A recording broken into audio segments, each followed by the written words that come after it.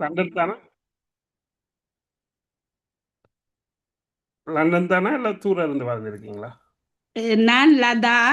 Okay. நான் இல்ஃப காட்டுறேன். Once once.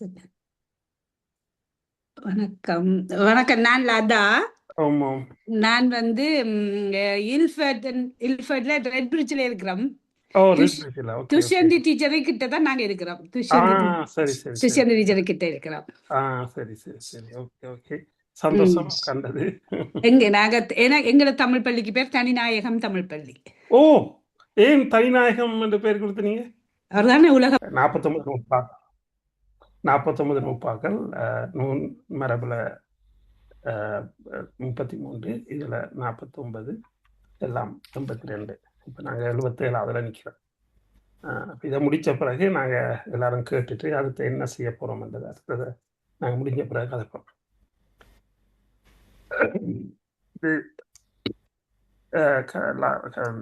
பழைய முதல் போன கிழமை கிளாஸில் பார்த்தது தான். என்னென்னா இது வரைக்கும் நாங்கள் பார்த்து கொண்டு வந்தது என்னென்றால், ஒரு தமிழ் சொல்லின்ற இறுதியாக வர்ற எழுத்து எது இறுதியாக வரலாம், எது இறுதியாக வரக்கூடாது என்றதை பார்த்தோம். அதில் உயிர்மெய் எழுத்துக்கள் எது இறுதியாக வரலாம் வரக்கூடாதுன்னு பார்த்தோம். அதில் இதுதான் கடைசி. அதை என்ன சொல்கிறாருன்னா, எஞ்சிய எல்லாம் எஞ்சுதல் இலவை என்றால், நாங்கள் 72லேருந்து 77 மட்டும் பார்த்த நூற்பாக்கள் எல்லாம் விதிவிலக்கானவை. அதை தவிர மிச்ச எல்லா உயிர்மெய் எழுத்துக்களும் சொல்லுண்ட இறுதியில் வரும் என்று சொல்கிறார். அப்போ நாங்கள் இந்த 72லேருந்து 77 மட்டும் போன கிழமை பார்த்ததால நாங்கள் அங்கே போகலை. இதோட நிப்பாட்டினாங்க. இனி நான் 78க்கு போகிறேன். இப்போ இது நாங்கள் போன கிழமை செய்துட்டோம். இடையில் வந்த ஆட்களுக்கு கொஞ்சம் அது இல்லாட்டி நாங்கள் அடுத்த முறை செய்யக்குள்ள அதை பார்ப்போம். இனி 78வது அவர் என்ன சொல்கிறார் என்றால், ஞ ந ந ம ந ய ர ல வ ள ல என்னும் 11 புள்ளி இறுதி என்று சொல்கிறார். இப்போ நாங்கள் இதுக்கு முதல்ல பார்த்தது ஒரு சொல்லுன்ற இறுதியில் வர்ற சொற்கள், இறுதியில் வர்ற எழுத்துக்கள், அதுவும் உயிர்மெய் எழுத்துக்கள். இப்போ அவர் சொல்கிறார், இறுதியில் வாரது மெய் எழுத்துக்கள், புள்ளி வச்சுகள், அதுதான் புள்ளி இறுதி. இப்போ அவர் என்ன சொல்கிறாருன்னா, 11 மட்டும்தான், இந்த 11 மட்டும்தான், இந்த 11 எழுத்துக்கள் மட்டும்தான் ஒரு சொல்லுன்ற இறுதியில் வரும். மிச்ச எல்லாம் 18, மிச்ச 7 வராது என்ற சொல்கிறார். அப்போ மிச்ச 7 வராதுன்னு சொல்லலை. அது இதில் என்ன சொல்கிறாருன்னா, 11 தான் வருமாண்டா நாங்கள் விளங்கிக் கொள்ளலாம், மிச்ச 7 வராதுன்ட்டு. இப்போ இதில் நீங்கள் வடிவாக பார்த்தீங்கன்றால், ஞ ந ந ம நன்றது மெல்லின எழுத்து ஒன்றை காணல. அதாவது ஞ என்றது இல்லை என்றால் அது வரும். மற்றது இந்த 6ம் இடையின எழுத்துக்கள். அப்போ இடையின எழுத்துக்களும் சொல்லுண்ட கடைசியாக வரும், இதுவும் வரும். அப்போ ஞ வராது. மற்றது வல்லின எழுத்துக்கள் வராது என்று சொல்கிறார். அப்போ இந்த இவ்வளவுப்பான எழுத்துக்கள் தான் சொல்லுண்ட இதில் வரும் என்று சொல்கிறார். அது என்ன என்று பார்த்தால், பாருங்க, இஞ்ச் என்றால் ஒரு இன்ச் என்று சொல்லலாம். அது உருவாயுதல் என்ற கருத்தில் வரும். இன் என்றால் மண், பூமி. வெறிந்து என்றால் முதுகு, மரம் வரும். பொன், தங்கத்துக்கு சொல்லுவோம். நாய், ஈ வருது.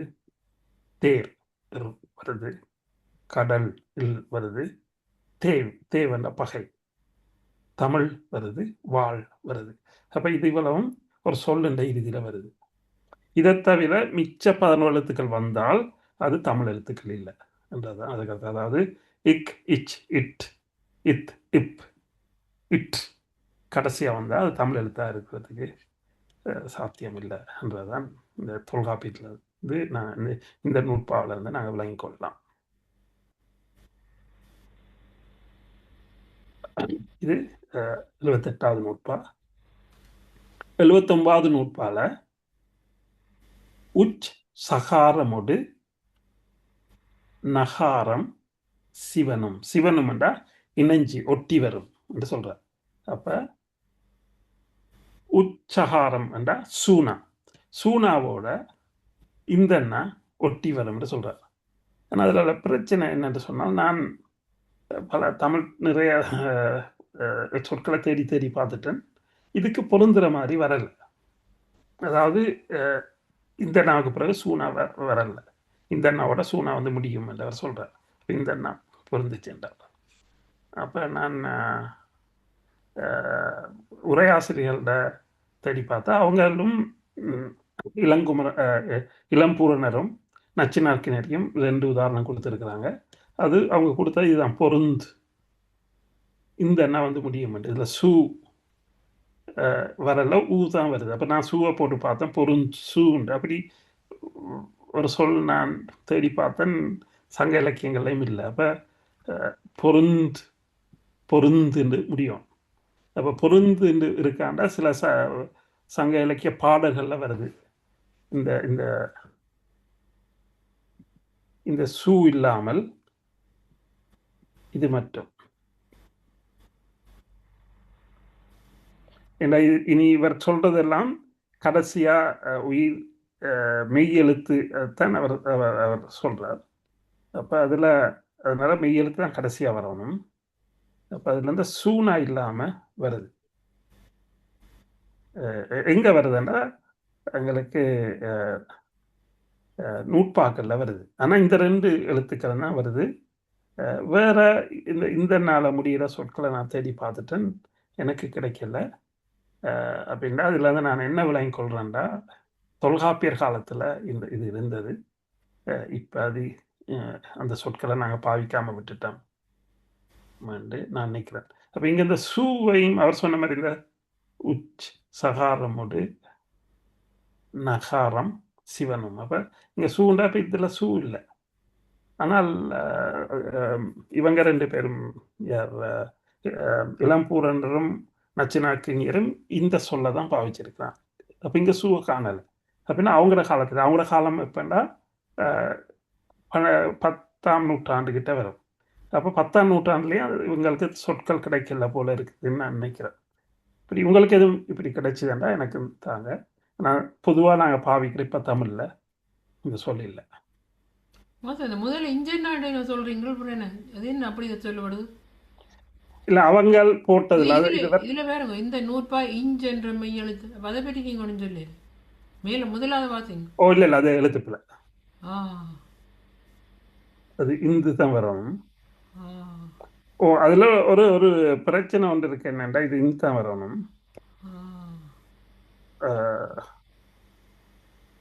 ஆனா அதுல என்னென்றால் இது நாங்க என்ன சொல்றது, புணர்ச்சி படிக்கக்குள்ள அதை பார்ப்போம். இந்த நாவும் இச்சனாவும் சேர்ந்தா இஞ்சி என்ற உச்சரிப்பு வரும். அது போலி என்று சொல்றது அதான். அப்ப இது இந்து தான். இதுல நான் அது அந்த யோசனை நான் எழுதிட்டேன் போல இருக்கு. இது இந்த தான் வரணும்.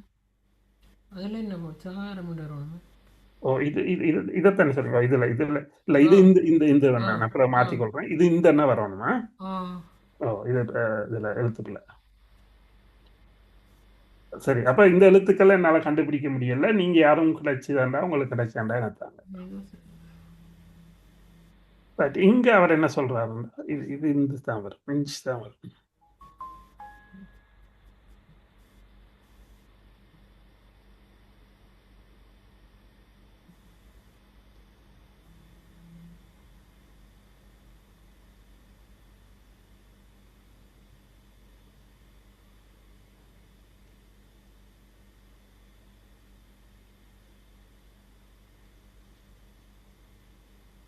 இதுல அவர் என்ன சொல்றாருன்னா உப் பகாரமொடு.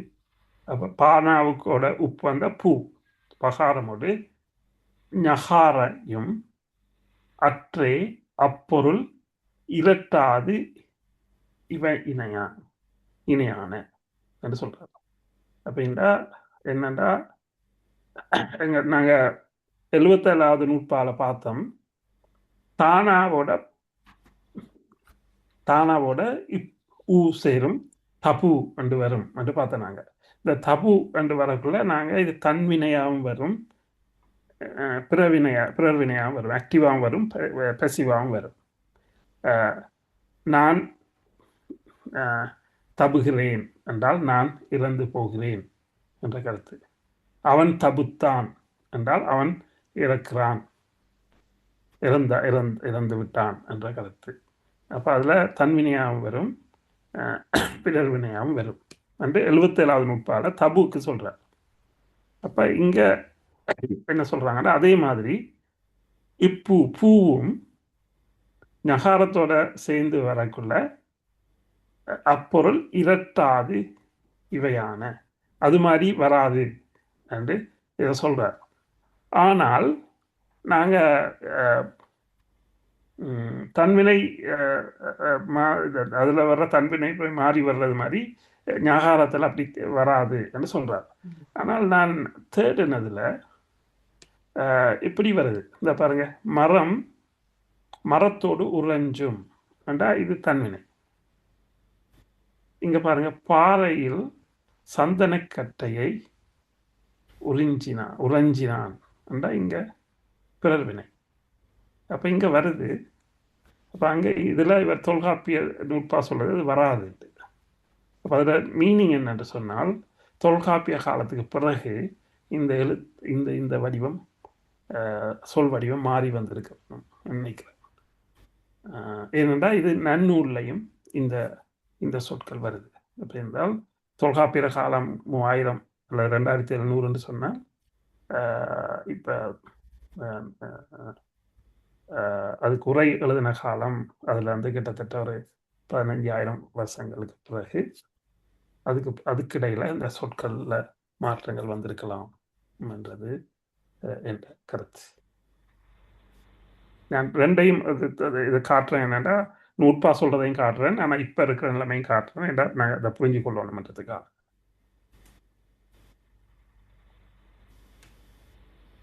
வகரக்கிளவி நான் மொழி ஈற்றாது. அதாவது வகரம் என்றது என்றது 4 சந்தர்ப்பத்தில் மட்டும்தான் நான் மொழி ஈற்றது. 4 சந்தர்ப்பத்தில் தான் கடைசியாக வரும் என்று அவர் சொல்றார். இதுக்கும் தொல்காப்பியர் எந்த விளக்கமும் சொல்லலை. ஆனால் இதுக்கு இவங்கள் உரையாசிரியர் என்ன சொல்றாங்கன்னா, அவங்க இந்த 4ஐயும் காட்டுறாங்க. உரையாசிரியர் இந்த 4ஐயும் காட்டுறாங்க. அந்த பாருங்க, அதில் என்னென்ன இவன்னா கடைசி எழுத்தா வரும் என்றுதான் அவர் அதில் சொல்றார். அப்போ இங்கே என்றது உங்களுக்கு தெரியும். அப்போ என்ன சொல்றது, மரம் என்று சொல்லலாம். அப்போ அது ஒரு சுட்டு தூர உள்ளதை காட்டுறது. என்றால் பக்கத்தில் உள்ளதை காட்டுறது. இது ஒரு சுட்டு. என்றால் 2க்கும் இடையில் உள்ளதை காட்டுறது. உங்களுக்கு தெரியும், முதலே நாங்கள் நூன்மரபில் படித்தோம். நாங்கள் ஆ இ உ இவை சுற்று என்றால் சொல்லியிருக்கார் முதலே.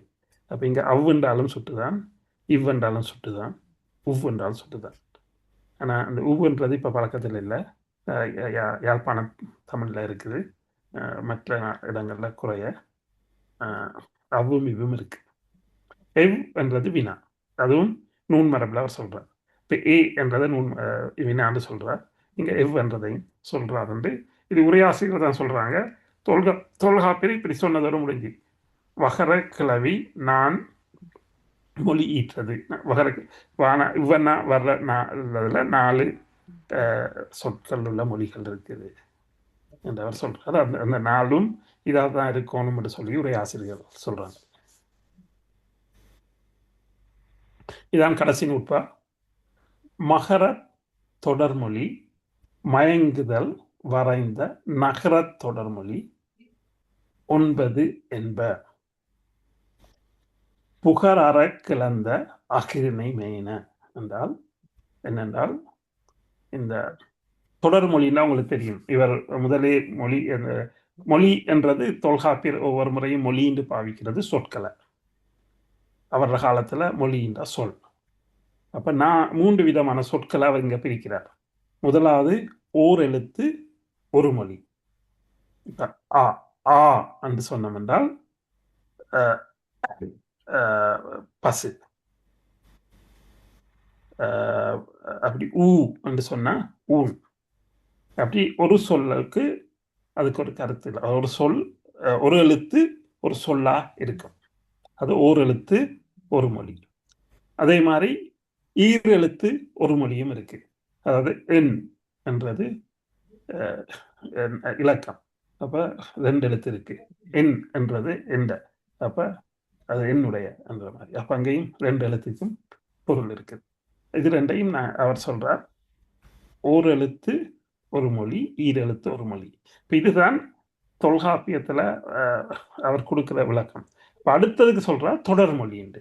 அப்ப இந்த ஒரு எழுத்து வர்றது ஒரு ஒரு ஒரு ஒரு சொல், 2 எழுத்து வர்றது ஒரு சொல், இதுக்கு மேல எழுத்துக்கள் வரும் என்றால், அதாவது 2க்கு மேல 3, 4, 5 வரும் என்றால் அது தொடர் மொழி என்று சொல்றார்.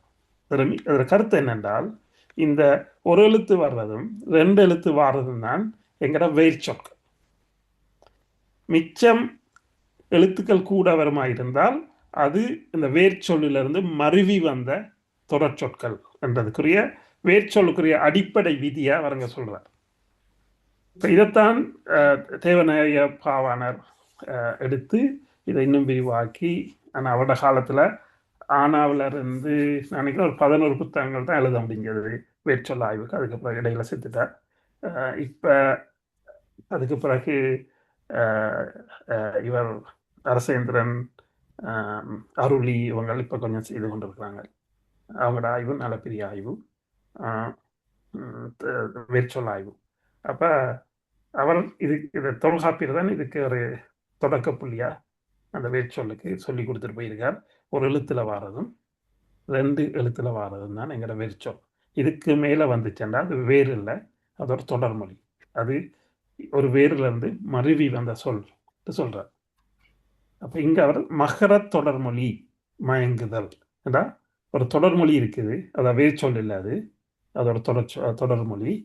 அது முடிவுல உம்மென்ன வருமா இருந்தால் மகர தொடர்மொழி மகர இம்மன்னாவில் முடிகிற ஒரு தொடர்மொழி மயங்குதல் வர இந்த இம்மன்னா வந்துச்சேன்டா அது கொஞ்சம் மயங்கி ஒலிக்கும். எப்படி ஒலிக்கும்? நகர தொடர்மொழி. இம்மன்னா வர்றது இம்மன்னாவுக்கு பதிலாக நாங்கள் இன்னன்னா பாவிக்கிற பழக்கம் இருக்குது என்று சொல்றார். ஒரு தொடர்மொழியிட கடைசியில் இம்மன்னா வந்தால் அதை நாங்கள் இன்னன்னாண்டும் நாங்கள் உச்சரிக்கலாம் என்று சொல்கிறோம். ஆனால் அது தொடர்மொழியாக இருக்கும். அதாவது ஒரு எழுத்து ஒரு மொழியாகவும் இருக்க இயலாது, 2 எழுத்து ஒரு மொழியாகவும் இருக்க இயலாது.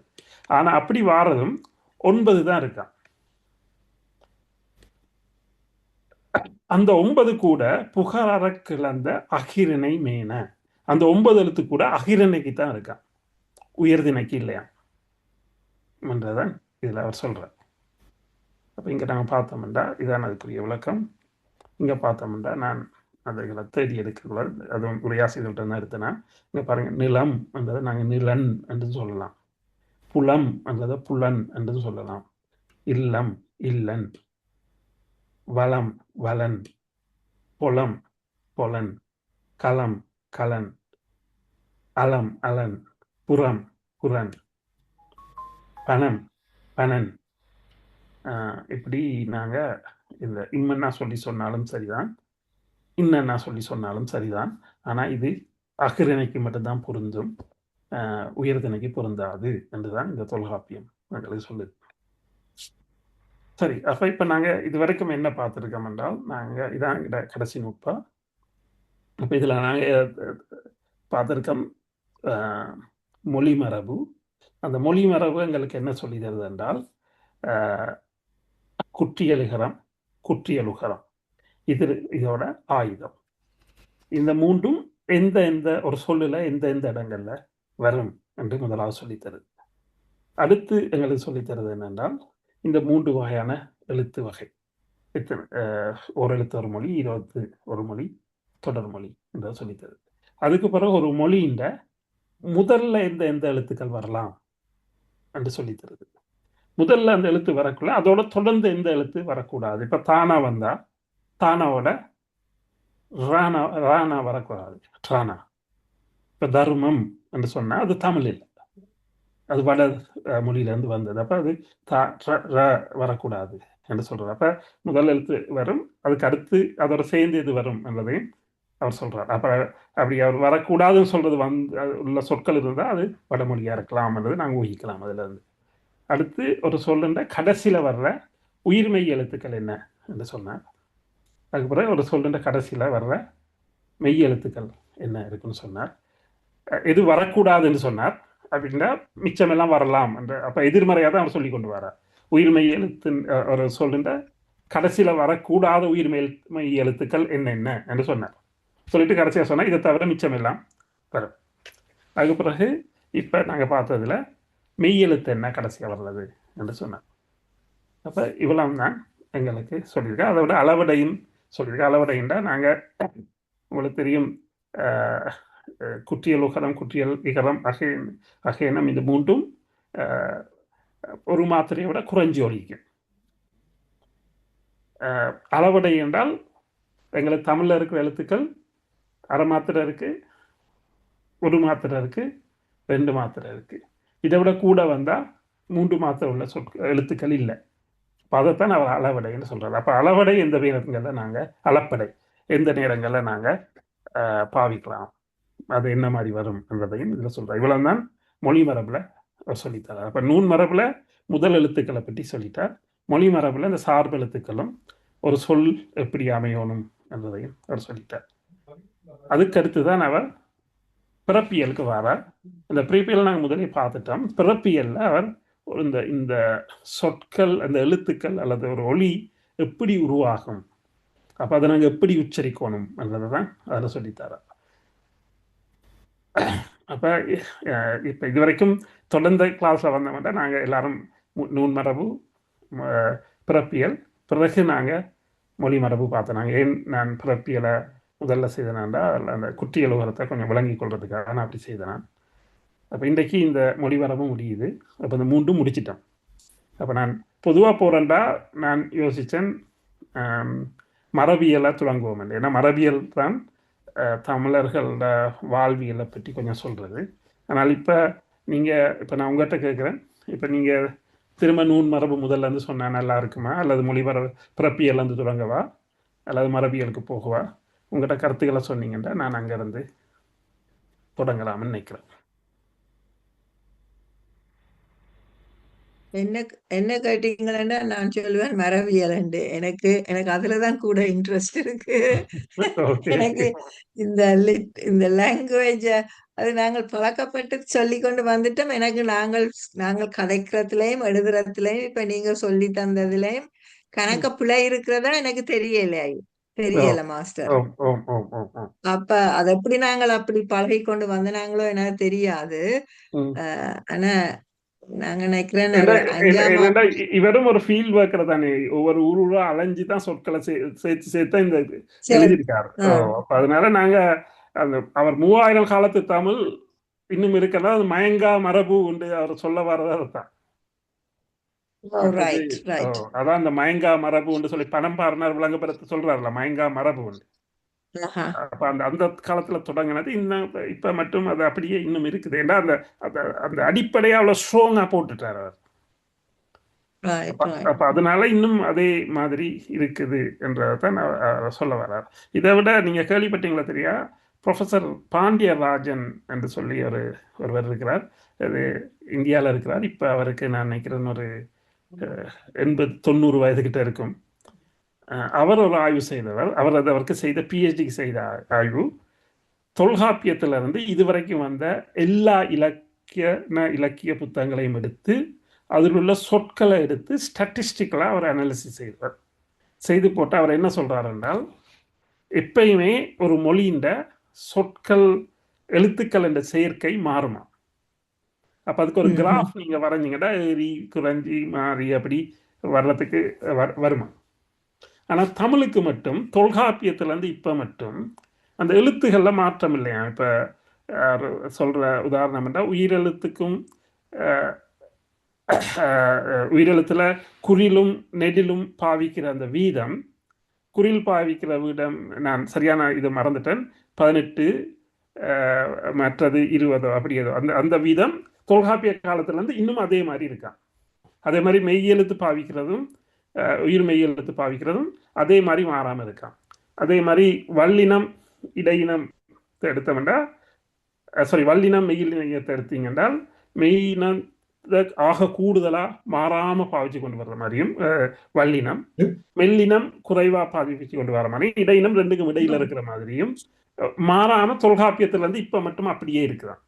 அப்ப அவர் என்ன சொல்றாருன்னா, தமிழ் அந்த ஹையஸ்ட் லெவலை அடைஞ்சிட்டு இன்னும் இனி மாற இயலாது என்ற நிலைக்கு வந்துட்டு, அப்ப 2000 வருஷத்துக்கு முதலே அது ஒரு செம்மொழி அந்தஸ்து அடைஞ்சிட்டு என்று சொல்லித்தான் அவரோட தீசிஸ்ல அவர் கடைசியாக. அப்ப அது ஒரு பெரிய விஷயம். அதனாலதான் நீங்க சொன்ன விஷயம் பொறுத்தது என்னன்னா, பெரிய மாற்றம் இல்லை, சின்ன சின்ன மாற்றங்கள். சில சொற்களுக்கு இல்லாம போனதே ஒழிய மற்றபடி வேற ஒரு மாற்றமும் இல்லை. மட்டும் இல்ல. நான் தமிழ்ல இந்த நீங்க சொல்லி தந்த இப்ப நீங்க சொல்லி கொண்டு போகத்தான் எனக்கு கொஞ்சம் கொஞ்சம் நினைவு வந்தது. ஏன்னா நான் 5ஆம் 6ஆம் வகுப்பு மட்டும் 4ஆம் 5ஆம் வகுப்பு மட்டும் நான் எங்களோட வில்லேஜ் ஸ்கூல் தமிழ் ஸ்கூல்ல படிச்சேன். நான் அப்ப இதெல்லாம் வடிவா சொல்லி தந்தவ, இந்த லகர மகர அந்த இடையினம் மெல்லினம் அதெல்லாம் சொல்லி தந்தவ. பிறகு அதுக்கு மேல நாங்கள் 5th ஸ்டாண்டர்ட் அதுகளுக்கு போக படிக்க தொடங்க எல்லாம் I can't remember anybody teaching as specifically. அப்ப அதுக்கு பிறகு நாங்க அந்த சின்ன பிள்ளையா இருக்கே அந்த படிச்சது அதுகளையே வச்சுக்கொண்டு நாங்கள் எங்கட அன்றாட வாழ்க்கையில நான் நினைக்கிறேன் நாங்கள் அவ்வளவு தூரம் தமிழ பிள்ளைய பாவிக்கல. என்ன அநேகமா நாங்க தமிழ சரியாத்தான் பாவிக்கிறோம். ஆனா இப்ப பாக்குறேன், இப்ப கொஞ்சம் கொஞ்சம் வித்தியாசம் வருது. சில இதுகளை வாசிக்க இப்ப அணை என்றா நாங்கள் அந்த நையன்னாவே எழுதுறோம். என்ன அந்த கொம்பு ஊனா மாதிரி அந்த நையன்னாவே எழுதுறோம். ஆனா இப்ப சில இடங்கள்ல பாத்தீங்களா ஆனா பிறகு ஒரு அது என்னன்னு சொல்றது, அந்த கொம்பு மாதிரி சங்கிலி கொம்பு எனக்கு அந்த பேர்.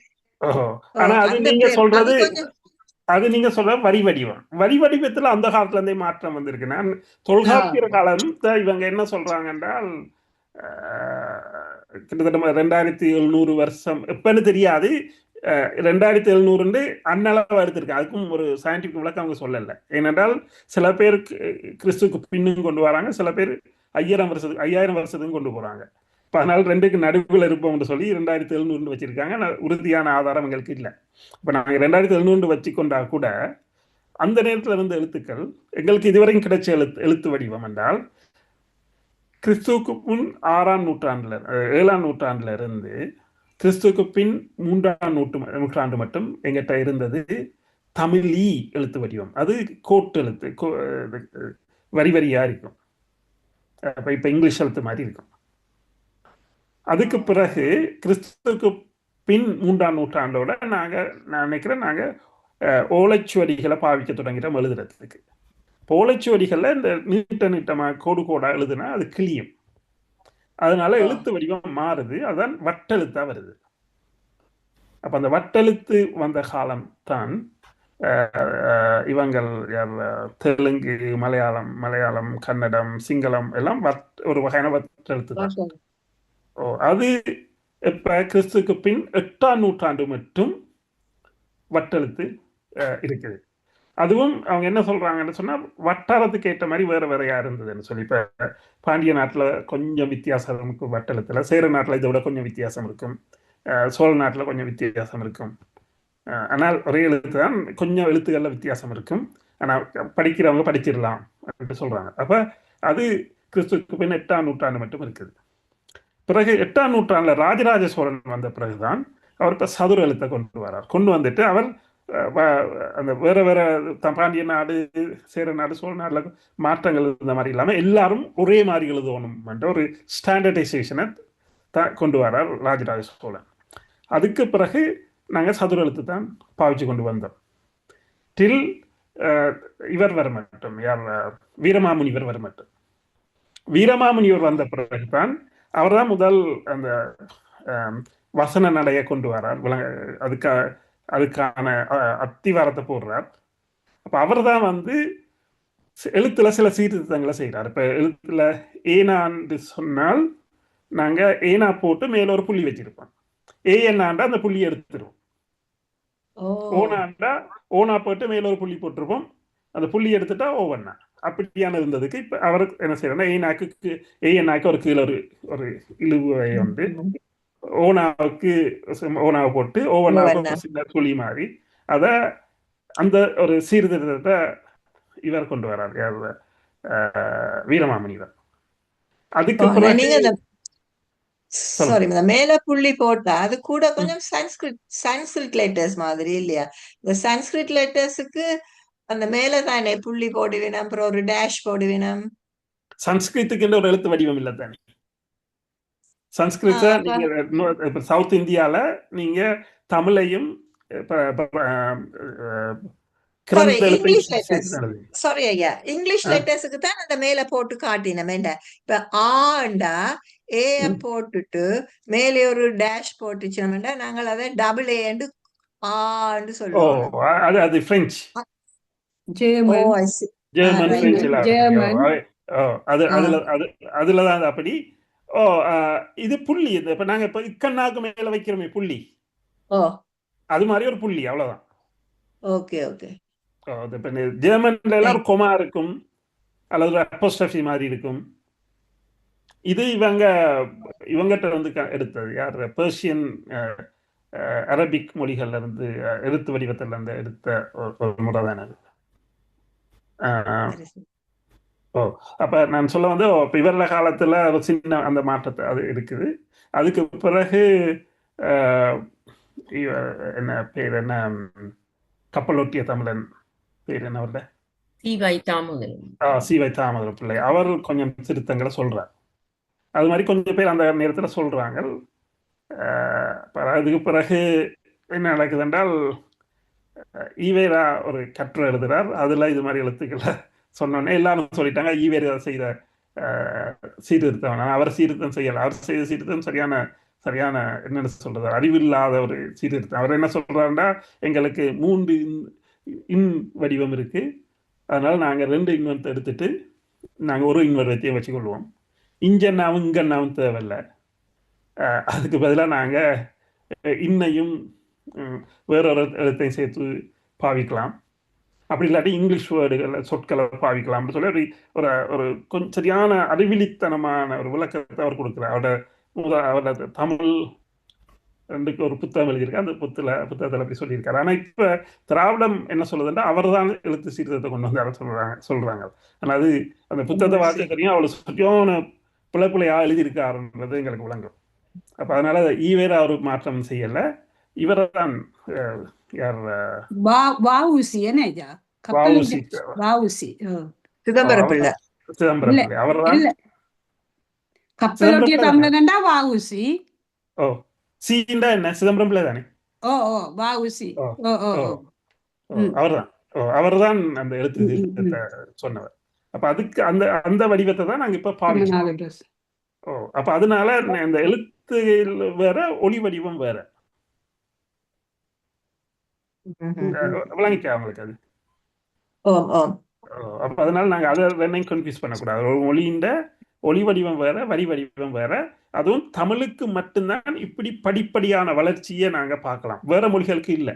இப்ப இங்கிலீஷுக்கு எடுத்தீங்கன்னா, இங்கிலீஷ் இடையில இருந்து வந்ததால அவங்களுக்கு இடையில இருந்து தான் வரும். அதே மாதிரி இப்ப இது இங்கிலீஷின் ஒரிஜின் நாங்கள் கிரீக் எடுத்தோம்னா, கிரீக்கு எழுத்து வடிவம் அந்த பொனிஷியன்ல இருந்து எடுத்திருக்கு, பொனிஷியன் அழிஞ்சிட்டு. அப்ப அந்த இப்படி ஒரு தொடர்ச்சியான வளர்ச்சி இல்லை. அப்ப எங்கிட்ட மட்டும்தான் தொடர்ச்சியான வளர்ச்சி இருக்கு. அதே பரிபாடல சொல்லப்படுது, இந்த வரி வடிவம் வர முதல்ல எங்கிட்ட சித்திர வடிவம் இருந்தது, அதுதான் சிந்து வெளியில இருக்கிற வடிவம். அப்ப சித்திர வடிவத்துல இருந்து இப்படி வந்திருக்கோம்ன்றது ஒரு அது ஒரு பெரிய விஷயம். என்னென்றால் அந்த எங்கட படிப்படி வளர்ச்சி என்றது ஒரு எவல்யூஷனை நாங்க பார்க்கலாம் எழுத்து வடிவத்துல.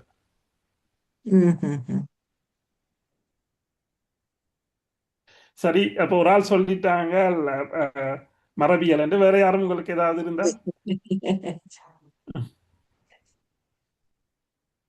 கதைக்காம இருந்தீங்கன்னா எனக்கு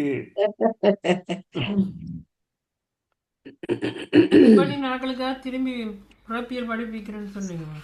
இல்ல அதான் நாங்க திரும்ப சில பேர் கேட்குறாங்க மொழி மரபு சாரி நூன் மரபுல இருந்து தொடங்க சொல்லி, சில ம். பேர் கேட்குறாங்க பிறப்பியலம் தொடங்க சொல்லி, சில பேர் இப்போ இவ சொன்னவ மரபியலை தொடங்குவோம் என்று எதுல இருந்து தொடங்குவோம் நீங்க எல்லாம் சொன்னீங்கன்னா நான் அதை ப்ரிப்பேர் பண்ணிட்டு வர்றேன். மெஜாரிட்டி ரூல்ஸ் டெமோக்ரஸி ஜனநாயகம். இல்ல ஜனநாயகம் that's right. தெரிஞ்சு வேக்கு படிப்பிச்சதை வேற நாள்ல சொல்ல உங்களுக்கு நேரம் இருந்தா திரும்பி சொல்லி தரலாம் ஐயா. இவைக்கு திருப்பி இது வேஸ்டா இருக்குண்டா ம், நீங்க வேற ஒரு நாள்லன்னா நாங்க திருப்பி படிக்கலாம். இவைக்கு சொல்லி கொடுத்தத முதல் சொல்லி கொடுத்தத நூல் மரபு, மொழி ம், மரபு, பிறப்பியல் ம், அதெல்லாம் ம். இப்ப இவையோட சேர்ந்து டீச்சர்ஸ் மரபியலை படிக்கலாம். எல்லாரும் உண்டா பெரியாத ம். உண்டா படிக்கலாம். அப்படி என்ன எல்லாம் புதுசுதான் எங்களுக்கு. ஓ அப்ப அப்படி அப்படி அப்படி செய்வோமா எல்லாரும் எல்லாரும் ஓ போமா? உண்ட படிப்போம் பிறகு தெரியாதல பிறகு படிக்கலாம் தானே. ஓ வாயால கதைக்க முடியாதாக்கள் அது இதுலயாவது சாயின கைய சரின்ற மாதிரி போட்டுடுங்க. இல்ல மெலவியல படிப்போம். ஒரு ஒரு ஒரு டாபிக் ஒரு இதை எடுத்தோம்னா மெலவியலை பற்றி படிப்போம். ஓ பிறகு வேண்டா தெரியாத பற்றி திருப்பி கேட்கலாம். ஓ அப்ப ரெண்டாவது நாங்க திரும்பி அதுக்கு வரலாம் என்ன? ம். ஓம் ஓகே மரபியல படிப்போம். ஓகே அப்ப எல்லாரும் ஓகேன்னா நாங்க மரபியலை தொடங்க. ஏன்னா அதுல நிறைய விஷயங்கள் அதுலதான் நாங்க கூர்ப்பை பற்றி எல்லாம் அவர் சொல்றாரு. அப்ப அதெல்லாம் yeah பார்க்கலாம். ஓ அப்ப மரபியல்ல இருந்து தொடங்குவோம். அப்ப அடுத்த கிளாஸ்ல நாங்க மரபியல்ல இருந்து தொடங்குவோம். மற்றது இப்ப நாங்க ஜனநாயகப்படி ஓட் பண்ணுவோம்னு கேட்டீங்களா, அதுக்கு எனக்கு ஒரு ஞாபகம் வருது. என்னென்றால் கிட்டடியில ஒரு 2 மாதத்துக்கு முதல்ல இந்தியாவில் அந்த இடத்துல பேர் மறந்துட்டேன், பாண்டிய நாடு, அதுல ஒரு கல்வெட்டு ஒன்று கண்டுபிடிக்கிறாங்க கோயில்ல. அந்த கல்வெட்டுல எழுதியிருக்கு என்னென்றால் அந்த ஊருக்கு பொறுப்பான ஆட்கள் இருப்பாங்க தெரிவிப்பீங்க, நாங்க எம்பின்னு சொல்றோம்ல, ம். அது oh மாதிரி அங்க எம்பி மாரை சூஸ் பண்றதுக்கு அங்க எலெக்ஷன் நடந்திருக்கு. ஓ இந்த குடவோலை குடவோல முறை. முறை என்று சொல்லி நடந்திருக்கு. இது வரைக்கும் எங்களுக்கு கிடைச்சது எப்ப என்றால் சோழ நாட்டுல கிடைச்சது. அது 1400ல, அதாவது 1400ல, அதாவது இப்ப நான் சொல்றது இன்னும் 200 வருஷத்துக்கு முதல்ல 1200ல பாண்டி நாட்டிலையும் அந்த குடவோலை முறை இருந்திருக்கு. ஒரு ஆள தேர்ந்தெடுக்கிறதா அந்த கிராமத்துக்கு பொறுப்பா தேர்ந்தெடுக்கிறதா எப்படி தேர்ந்தெடுக்கிறது என்ற அந்த செயல்முறையும், யார் அந்த அதுக்கு போட்டியிடலாம் என்றது, யார் போட்டியிடலாம், யார் போட்டியிடக்கூடாது என்று. அப்ப போட்டியிடுறவங்களுக்கு இருக்க முக்கியமான தகமை அவங்க படிச்சிருக்கணும். 2வது ஊருக்கு நிறைய உதவிகள் செய்திருக்கணும். 3வது அவர் அரசாங்க தொழில் செய்திருக்க கூடாது. 4வது எந்தவித குற்றத்துக்கும் ஆளாகி இருக்கக்கூடாது. இந்த 4ம் இருந்தா தான் அவங்க அந்த எலெக்ஷனுக்கு வரலாம். அதே நேரத்துல வயசையும் சொல்றாங்க, நினைக்கிறேன் வயசு எத்தனை நான் மறந்துட்டேன், வயசையும் சொல்றாங்க. யார் வரக்கூடாதுன்றா முதலாவது இந்த அரசாங்கத்துல வேலை செய்யறவங்க வரக்கூடாது. என்னால அங்க பாருங்க அப்பயே அந்த நாங்க எங்க சொல்றதில்ல conflict of interest. yeah yeah அப்ப அது பாருங்க அந்த இடமே அவங்க யோசிச்சிருக்காங்க, கான்ஃபிளிக்ட் ஆஃப் இன்ட்ரெஸ்ட். அரசாங்கத்துல வேலை செய்யறவங்க வரக்கூடாது, ஏதாவது ஒரு காரணத்துக்காக குற்றம் சாட்டப்பட்டவர் வரக்கூடாது, படிச்சிருக்கணும், ஊர் ஆக்களுக்கு நல்லா தெரிஞ்சவரா இருக்கணும் என்று சொல்லி அப்படி ஒரு 7 லிஸ்ட் போடுறாங்க. அப்ப அந்த நேரத்திலேயே பாருங்க எங்களுக்கு ஜனநாயகம் அங்கேயே தொடங்கிட்டு. அதுதான் உண்மையான ஜனநாயகம். என்ன இன்றைக்கு இருக்கிறது ஜனநாயகம் இல்லையே. இன்றைக்கு ஜனநாயகம் என்ற பெயர்ல சர்வாதிகாரம் நடந்துட்டு இருக்குது. அதுதான். ஆனால் இப்ப எங்களுக்கு இந்த வெஸ்டர்ன் வேர்ல்டில் சொல்ற அந்த ஜனநாயகத்துக்கு கிடைச்ச ஆதாரம் 1800களில் ஆஸ்திரேலியால இருந்ததாக அவங்க சொல்றாங்க. அந்த ஆஸ்திரேலியன் இங்க குடியேறினாங்கல்ல, அங்க இருந்து போய் குடியேறினவங்க வெள்ளக்காரங்க, அவங்க அந்த முறையை கொண்டு வந்தாங்க. அதுதான் எங்களுக்கு, அதுதான் முதலாவது ஜனநாயகம் வந்து இந்த வெஸ்டர்ன் வேர்ல்ட் சொல்லுது. இல்ல ரோம் இல்ல, ரோம்ல அது இருக்கல, அங்க இருந்த செனட் இருந்தது. அந்த செனட்டை தான் இவங்க ஜனநாயகம். செனட்னா ஒரு இப்ப இங்க இருக்கிற இந்த ஹவுஸ் ஆஃப் லோர்ட்ஸ் இருக்கிறாங்கல்ல, இப்போ இங்கே ஆமா பார்லிமெண்ட் இருக்கு House of Commons, House of யா லோர்ட்ஸ். ஹவுஸ் ஆஃப் காமன்ஸ் ம் அப்போ நாங்கள் மாதிரி எம்பி ஆக்கள் House of Commons. House of Commons Lords commoners. Out of லோர்ட்ஸ்ன்றது நீங்கள் பிரபுக்களாக இருக்கணும். யா பிரபுக்களாக இருக்கணும்னா உங்களுக்கு சில தகுதிகள் இருக்குது. இவ்வளோ காசு இருக்கணும், அப்படி கொஞ்சம் தகுதி இருக்கு. அப்படி உள்ளவங்க தான் அந்த செனட், அங்கே க்ரீக்கில் இருந்த செனட்டில் இருந்தவங்க. அப்போ அந்த செனட்டில் உள்ளக்குள்ள அதுக்குள்ள யார் சேர்மனா இருக்கிறதுன்னா அவங்க எலெக்ஷன் போட்டு எடுப்பாங்க. ஆனால் அந்த அந்த தகுதி உள்ள ஆக்கள் மட்டும் தான் அங்கே வரலாம். அப்போ அங்கே அதை ப்ரொப்ப ஜனநாயகம்னு சொல்ல இயலாது. ஆனால் பிளேட்டோ ஒரு புத்தகம் எழுதுறா குடியரசு என்று சொல்லி, அந்த குடியரசுல அவர் என்ன சொல்றாரு என்றால் அதுவும் ஜனநாயகம் என்று ஏற்றுக்கொள்ள இயலாது. என்னன்னா அவர் என்ன சொல்றாருன்னா ஒரு ஒரு பிறக்கிற பிள்ளைகள் எல்லாத்தையும் ஆண் பிள்ளைகள் வேறையாகவும் பொம்பளை பிள்ளை வேறையாகவும் அரசாங்கம் எடுத்து வளர்க்கும். யா ஸ்டேட் மன்னிக்கணும் மாஸ்டர், அந்த ரெக்கார்டிங்கை நிப்பாட்டலாம். ஓ நிப்பாட்டுங்க. ஓ யாரும் நிப்பாட்டுறீங்க. ஓ